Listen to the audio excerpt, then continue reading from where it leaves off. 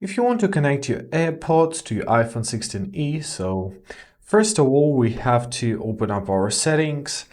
Now let's find our Bluetooth and make sure that it's turned on. Great. Now let's take our AirPods and open up Delete without taking out our headphones.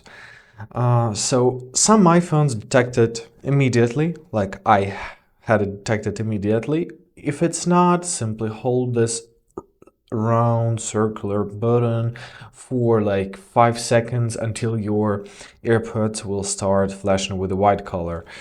So now let's press connect. Now we have to hold our button. And here they are. Now let's press OK. So here you can see little instructions.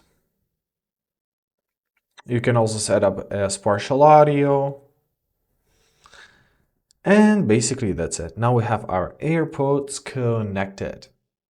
I hope this video was helpful. Thank you so much for watching. Have a great day and please consider subscribing to our channel.